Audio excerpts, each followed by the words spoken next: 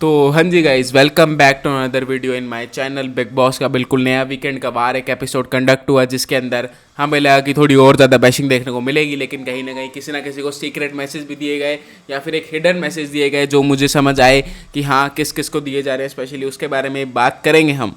और अभी के लिए देखा जाए तो गाइस की मेन चीज़ तो यही रहेगी कि जब सबको बैश करने की कोशिश करी गई है तो मेन अभिषेक को सबसे ज़्यादा बैश करने की कोशिश गई है।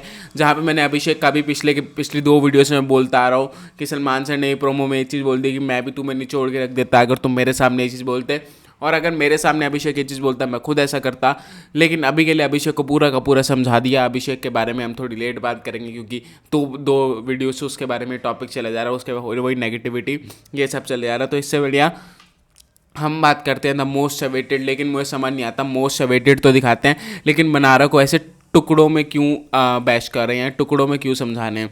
एक बार उसको सीधा ही समझा दो ना। जैसे एक एपिसोड तुमने पूरा का पूरा अभिषेक पे ही कंडक्ट कर दिया, पिछला उससे एक एपिसोड तुमने विक्की और मुनावर पे कंडक्ट कर दिया था, तो इस पे तुम मनारा पे एक एपिसोड कंडक्ट कर दो पूरा कि उसके सारे के सारे उसको समझा दो क्या है, या उसकी गेम बेकार करनी है, गेम खोलनी है, डिसाइड कर लो ना मेकर्स, प्लीज़ यार। क्योंकि ये चीज़ ऐसा लग रहा है कि आप टुकड़ों टुकड़ों में समझा रहे हो, टुकड़ों में ही समझ रहे हो, उससे ज़्यादा कुछ नहीं। वहाँ पे स्पेशली सीधा मनारा को सलमान सर ने यही समझाया कि अब तुम बच्ची नहीं हो, तुम्हारा वो किड्स वाला जोन जा चुका है। तुमने करण सर को भी थोड़ा बहुत डिसरिस्पेक्ट करा जहाँ पे उनको बाद में बीच में काटी जा रही थी। और मेन बात ये थी कि तुम्हारे फेस के एक्सप्रेशंस बदल जाते हैं, और ये सबसे ज़्यादा इरिटेटिंग लगता है कि कोई बात करते करते फेस के एक्सप्रेशन तुम्हारे ऐसे बदल जाते हैं, पूरे नखरे वाले बदल जाते हैं।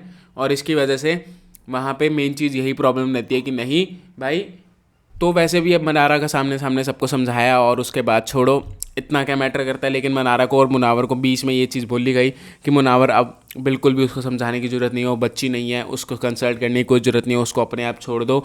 और साथ साथ में वो अपनी गेम खेल रही है। मुनावर को ये समझाया गया, मुनावर को एक तरफ से हिडन मैसेज भी अगर तुम कह सकते हो दिया गया कि वहाँ पे तुम विनर क्वालिटी हो, मैं चाहता था तुम जीतो। वहाँ पे सलमान सर ने कुछ चीज़ें ऐसी भी कही थी कि हाँ तुम जीतो, मैं यही सोच रहा कि तुम समझ जाओगे। तो मतलब मुनावर को एक बिल्कुल ये समझाया जा रहा है कि अब तुझे मनारा के पास जाने की ज़्यादा ज़रूरत नहीं है, अपनी गेम पे फोकस कर, और अपनी गेम जो तेरी है, जो तेरी सच्ची में गेम है, जो तू मुंह पे बोलता है हर एक के जाके सीधा हर एक को सुनाता है या फिर हर एक को पॉइंट आउट करता है कि हाँ भाई ये गलत है, तू सिर्फ ये खेल, तू मनारा के पीछे से बैकआउट हो रहा है, मनारा के पीछे थोड़ा दिख नहीं रहा। ये चीज़ मेन थी।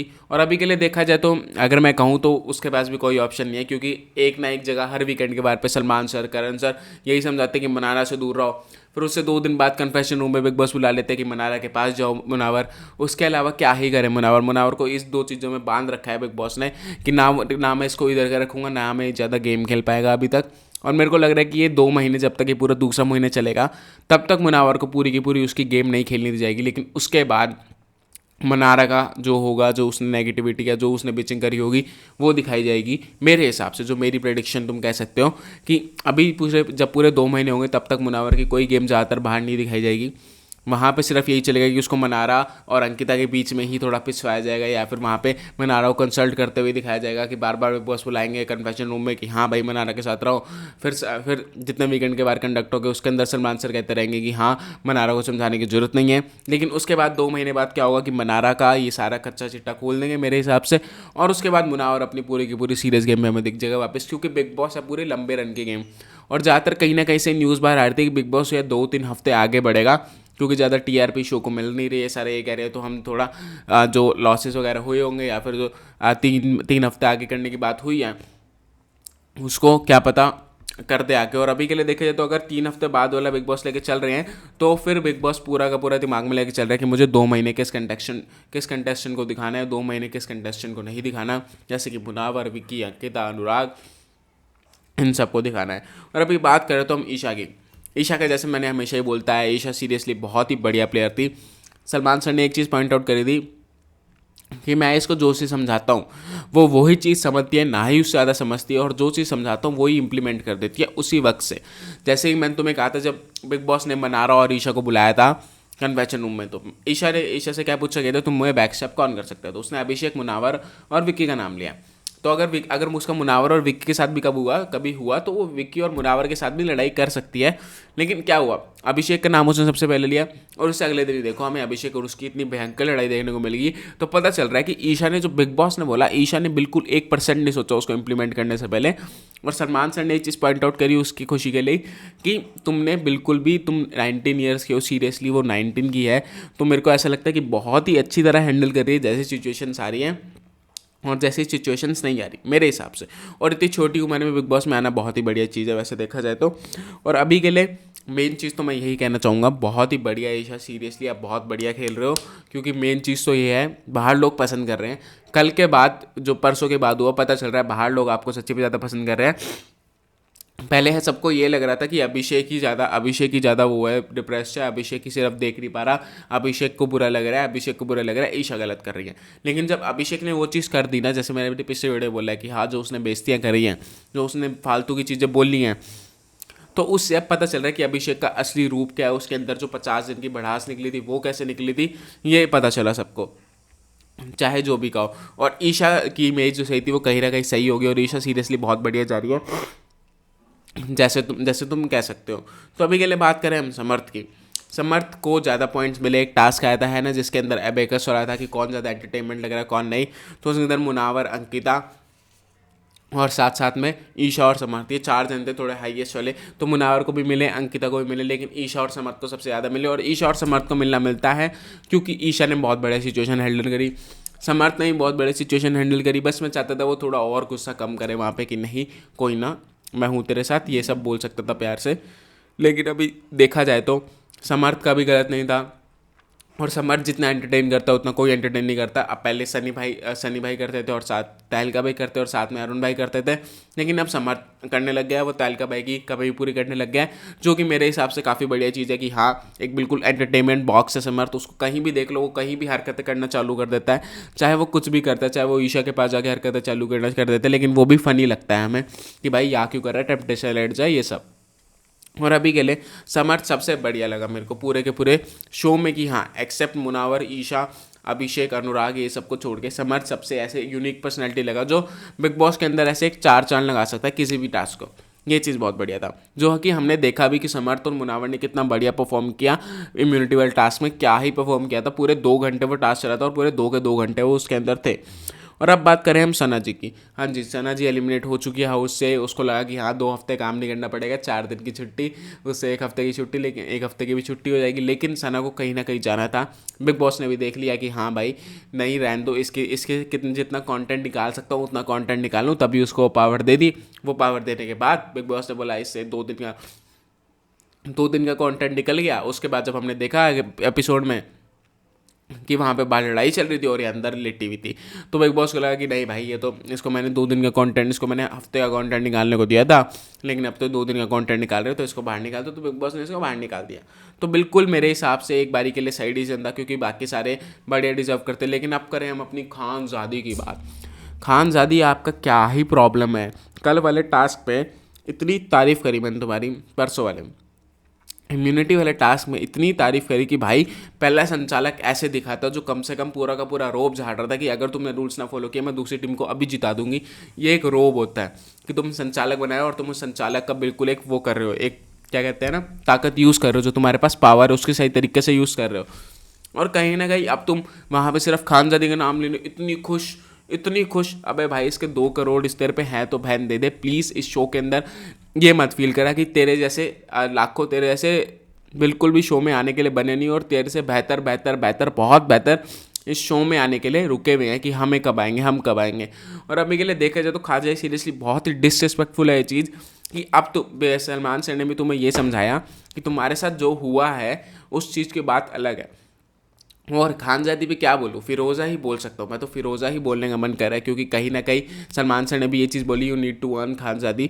तो अभी के लिए मेन चीज़ मैं यही बोलूँ कि खानजादी को समझाया गया कि जो तुम्हारे साथ बीता है तुम उसके एक रोल मॉडल बन सकती हो कि हाँ देखो मैं इस मुश्किलों से भी निकल के आई हूँ और मैं यहाँ पे सीधी खड़ी हूँ, ना कि रो रही हूँ, ना कि ये कोई खुश हो रही हूँ बिग बॉस के घर से बाहर जाने के लिए। कम से कम शर्म करो इस चीज़ की, क्योंकि बहुत लोग तरसते हैं बिग बॉस में आने के लिए। खानजादी वहाँ पर सिर्फ तुम्हारा नाम लियो और तुम ऐसे खुश हो गई थी, यस क्या ये बकवास चल रही है कि तुम्हारी कसम से अगर अगर ये अथॉरिटी होती ना कि तुम किसी सारे मिलके किसी भी कंटेस्टेंट को बाहर निकाल सकते हो, सबसे पहला नाम खानजादी आता, सबसे पहला नाम धक्के मार के बाहर निकालना चाहता हूँ मैं उसको, क्योंकि वो कैसे बिहेव कर रही है, चाहे कुछ हो मैटर नहीं करता, मैं तो बोल लूँगा कि भाई वो कैसे बिहेव कर रही है और कैसे उसने शो की इज्जत नहीं करी मेरे हिसाब से। अनुराग का भी मैं एक टाइम पे ये चीज़ कहना चाहूँ कि उसने भी शो की रिस्पेक्ट नहीं करी थी, लेकिन अभी के लिए वो दोबारा ट्रैक पे आ रहा है। फिर वहाँ पे हमने कई बार बोलते हुए देखा कि बिग बॉस ने मुझे संभाला है, ये सब वगैरह। तो जैसे कि मैं तुम्हें बोला था कि बिग बॉस उसे घर के बाहर नहीं भेजेंगे, बिग बॉस उसे ही गलत साबित करके बताएंगे और उससे ही बुलवाएंगे कि बिग बॉस बहुत अच्छे हैं। और बिग बॉस ने ये चीज़ करी क्योंकि भाई उन पर कोई वो कोई बिग बॉस कोई बच्चे हैं नहीं, उन पर इतने सीजन्स इतने इतने सालों का एक्सपीरियंस है, तो उनको पता है कि ये सब चीज़ें कैसे हैंडल करनी है।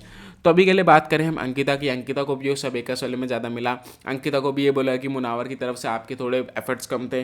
विक्की गेम दोबारा ज़्यादातर वो करी गई कि हाँ भाई तुम नंबर गेम जो खेलते हो 7-8 नंबर 8-9 नंबर 9-10 नंबर चाहिए होते हैं तुम्हें, तो मुझे लगता है विक्की को बस टारगेट करना बंद करो बिग बॉस यार, उसको अपनी गेम खेलने दो। वो सही गेम खेल रहा था वहाँ पे, अरुण भाई ने जब उसको इंस्टिकेट भी करा तो विक्की भाई ने काफ़ी बढ़िया जवाब दिया, बहुत ही टो टू टो जवाब दिया कि हाँ भाई ऐसा नहीं है कि गेम डाउन है तो वो कुछ नहीं बोलेंगे, और काफ़ी बढ़िया जवाब दिया। लेकिन क्या करूँ, आजकल मैं लड़ाइयों पे कम फोकस कर रहा हूँ और आजकल मैं मुनावर और ईशा की कमेंट्री पे ज़्यादा फोकस कर रहा हूँ, क्योंकि ईशा पे बोलती विक्की भाई का फेस देख मैं फिर मैंने फेस पे ध्यान दिया, सच्ची में फनी था। और अभी के लिए देखा जाए तो लड़ाई चलती रहती है, हाँ बात पता है किस बारे में लड़ाई हो रही है कि, लेकिन अरुण ने पोक किया कि आपकी मंडली 2.0 से एक बंदा कम हो गया। अरुण ने पोक किया कि वहाँ पे फिर विक्की भाई ने भी छोड़ा नहीं। विक्की भाई ने क्यों छोड़ेंगे कि भाई तुम देख लो, तुम्हारा तो कोई वजूद ही नहीं है यहाँ पे, तुम्हारा तो कुछ है ही नहीं, तुम कर ही नहीं रहे शो के अंदर, ये सब कह रहे हैं विक्की भाई। और अनुराग की बात करें तो अनुराग को कहीं ना कहीं सारे के सारे ये कह रहे हैं, मैंने सुना है कि कहीं ना कहीं नल्ला बोला है। तो गाइस ये बात समझो कि सलमान सर ने ले लिया है पर्सनल, अब चाहे कुछ हो उन्होंने ले लिया है पर्सनल की वो अनुराग से ज़्यादा बात नहीं करेंगे, चाहे कुछ हो। वहाँ पे कहीं ना कहीं कई चीज़ें पॉइंट आउट करी मनारा के सामने उनको कि ये तुम्हारा दोस्त है, तुम्हारी साइड ले रहा, ये सब वगैरह पॉइंट आउट करा है। लेकिन मेन चीज़ ये है सलमान सर ने आई थिंक सो पर्सनल ले चुके हैं, क्योंकि उन्होंने जो डिसरिस्पेक्ट झेली है, उन्होंने जो डिसरिस्पेक्ट देखी है, वो चीज़ काफ़ी बेकार थी। और सीरियसली ऐसा ही करना चाहिए मेरे हिसाब से, उसको अर्न करना पड़ेगा। अगर वो भाई को किसी दिन सॉरी नहीं बोलता तो वो अनुराग की गलती है मेरे हिसाब से, तो उसको सॉरी बोलना चाहिए था। और मेरे हिसाब से गाइज ये भी होना चाहिए कि अनुराग अब गेम के अंदर वापस आ रहे, तो विक्की भैया अब वो विक्की और अंकिता ज़्यादा कनेक्ट कर रहा है, तो उसको लग रहा है कि विक्की और अंकिता थोड़ा गेम में है, विक्की बाहर है थोड़ा गेम से, तो मैं दिख जूँगा उसकी तरफ, और साथ साथ में अंकिता की गेम तो ठीक ठीक है, उसके साथ में रह के मैं दिख जूँगा। और पता नहीं अनुराग भाई क्या बाहर से ग्रज लेके आए हैं कि मुनावर के अगेंस्ट जाना ही जाना है, कि मुनावर को मैं बाहर से पसंद नहीं करता, तो पता नहीं क्यों नहीं पसंद करते, उसको छोड़ो। लेकिन साथ में अब एक वाइल्ड कार्ड एंट्री आया है, और ये मुझे उस वाली मूवी से याद आ गया, वो चंद्रमुखी मूवी देखी है ना सबने, वहाँ पे यही डायलॉग बोलने, चंद्रमुखी जाग उगती है, यही काफ़ी बढ़िया डायलॉग था, अब सारे यही बोलेंगे। और अंदर आके सीरियसली उसने बहुत ज़्यादा बढ़िया एंटरटेनमेंट दिया, जो भी दिया 10 मिनट का चाहे 15 मिनट का जितना भी दिया। वहाँ पे एक चीज़ और बोलते हुए देखी मुझे ऐश्वर्या मनारा को कि मुझे नहीं लगता है ज़्यादा दिन टिकेगा, तो वहाँ पे मनारा ने सीधा बोले कि चल कुछ ना कुछ दिन रौनक तो रहेगी ना घर में। तो यार ऐसे तो मत बोलो किसी के बारे में, वो आया है बंदा, उसको एनकरेज करने की कोशिश करो। चलो तुमने और को समझ नहीं आया क्या बोला, लेकिन सीरियसली उसने जो हिंदी गाने गाए काफ़ी बढ़िया गाए थे, बहुत ही बढ़िया गाए थे उसने हिंदी गाने। और सीरियसली अगर देखा जाए तो वो आगे जा सकता है, चाहे कुछ हो, वो ऐश्वर्या से आगे जा सकता है अगर उसका वो कह के इम्प्रूवमेंट बहुत बढ़िया रहा। जो हमने प्रोमो में देखा कि वो अभी कि वो समर्थ के साथ मस्ती कर रहे हो, और सीरियसली ये मस्ती करेगा समर्थ के साथ तो दिखेगा अभी, चाहे कुछ ना कुछ हो। और बिग बॉस भी उसको 1% निकालने के लिए सोचेंगे भी नहीं। बिग बॉस अब खाली करेंगे अरुण जी, रिंकू जी की गेम अगर हमें दिखी है कि रिंकू जी और मुनावर का बॉन्ड भी बढ़िया बनते हुए दिखा, और रिंकू जी अगर मुनावर के साथ बॉन्ड बनाते भी बढ़िया दिख रही होंगी, तो बिग बॉस उनको भी नहीं भेजेंगे। फिर नील ऐश्वर्या ये सब खाली करेंगे, खानजादी खाली करेंगे। तो अभी और तो है 1 महीने तक तो है, इसकी गारंटी है, क्योंकि कहीं ना कहीं उसके फैंस भी हैं काफ़ी ज़्यादा, के पॉप स्टार ये सब वगैरह उसको बोला गया है।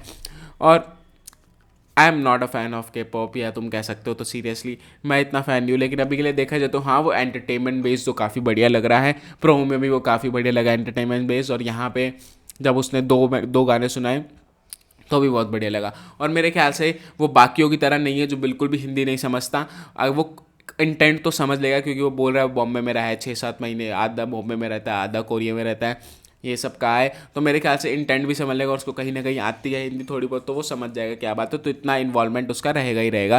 तो अभी के लिए मेरी वीडियो तो यही एंड होती है। अगर तुम्हें पसंद आ रही हो तो प्लीज़, जैसे तुम्हें पता है कि सब कुछ करना है, like share comment subscribe, bell icon भी दबाना है। So thank you guys for watching this video, bye bye.